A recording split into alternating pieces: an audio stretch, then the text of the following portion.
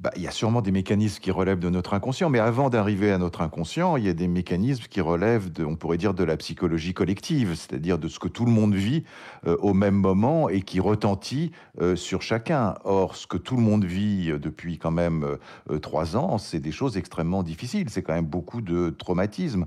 On a vécu une épidémie, on vit quand même depuis un certain temps dans une peur de l'avenir sur le plan écologique. Maintenant, on vit une guerre qui nous semble très familière parce qu'elle est à nos portes et qu'elle pourrait même nous toucher.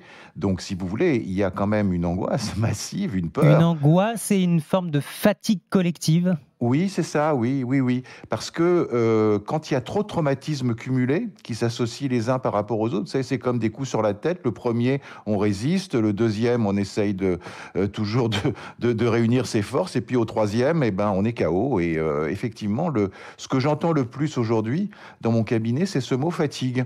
Les gens me disent qu'ils sont fatigués, qu'ils ont plus beaucoup de désir, plus beaucoup d'envie de réagir, et que même cette élection, finalement, elle leur paraît déjà jouée, ou elle les intéresse pas vraiment, ou il Alors leur Serge semble que les Effès, enjeux sont déjà posés. justement, est-ce qu'on peut établir une forme de parallèle? Quel type de public vous dit: «Je suis fatigué»? Est-ce que c'est le même type de public qu'on retrouve chez ceux qui, disent le plus qu'ils vont s'abstenir?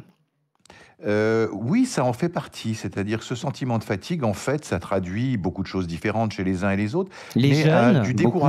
du découragement, c'est-à-dire le sentiment qu'ils n'ont plus la main sur leur propre destin, qui n'ont plus la main sur leur possibilité d'agir. Et c'est vrai que jusqu'à il y a quelques années, on a beaucoup glorifié l'individu lui-même dans sa capacité de se créer, de se forger, de s'inventer, de faire ses choix, etc. Donc il y a quelque chose de cette identité individuelle qui a été très très très fortement mis en avant. Et aujourd'hui, ça s'effondre un petit peu. Ça Et on s'effondre a un petit peu. on a